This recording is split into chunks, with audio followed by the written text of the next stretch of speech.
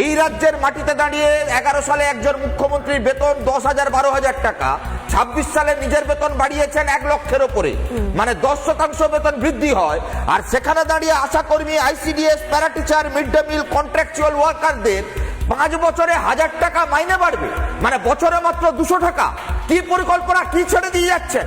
কেন সিভিকদের কন্ট্রাকচুয়াল চাকরি থেকে পার্মানেন্ট হবে না? মিথ্যাবাদী মুখ্যমন্ত্রী বলছেন আমরা যা যা বলি তাই তাই করি। কি করেছিলেন? বলেছিলেন তো বছরে 2 লক্ষ চাকরি দেবে, হয়েছে? উনি তো বলেছিলেন এই রাজ্যে প্রতি বছর এসএসসি প্রাইমারি টেট করবেন, করেছেন? এই রাজ্যে যত চুরি, লুট, দুর্নীতি সমস্তটাই মুখ্যমন্ত্রীর আমলে লালিত পালিত হয়েছে। এই বাজেটে বাংলা স্থায়ী কর্মসংস্থানে কোনো সুযোগ নেই। বেকার ভাতা 1,500 5 বছরের জন্য। বেকার ভাতা যদি দিতে হয় তাহলে মিনিমাম 10,000 টাকা ন্যূনতম করতে হবে। উনার ভাইপো ভাইজি লাখ টাকার স্যুট পরবে, অসুস্থ হলে সুইজারল্যান্ডে ট্রিটমেন্ট করবে, আর এই রাজ্যের মাটিতে স্বাস্থ্যসাথী কার্ড নিয়ে গরিব মানুষ, বেকার যুবক চিকিৎসা করাতে পারবে না।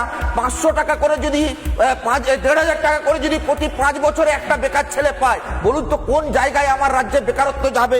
মাননীয় মুখ্যমন্ত্রী এতদিন আপনার আমার ট্যাক্সের টাকা খরচ করে ডিএ মামলা আটকাতে গেছিলেন কেন? দিনের পর দিন আমার রাজ্যের লক্ষ লক্ষ কোটি কোটি টাকা খরচ করে শুধু তৃণমূলের চোর নেতা মন্ত্রীদের বাঁচাতে টাকা খরচ হবে, অথচ এই রাজ্যের মাটিতে আশা কর্মীদের একটাও মাইনে বাড়ানোর পরিকল্পনা হবে না? কেন এই রাজ্যের বুকে নতুন কোন ইনফ্রাস্ট্রাকচারের ঘোষণা থাকবে না? আজকে বাজেটে দয়া করে আমাকে ধরিয়ে দেবেন নতুন স্কুল, নতুন কলেজ, 8,000 বন্ধ হয়ে যাওয়া স্কুল, তার ব্যাপারে কথা রয়েছে, নতুন হাসপাতালে কথা রয়েছে, নতুন ব্রিজের কথা রয়েছে।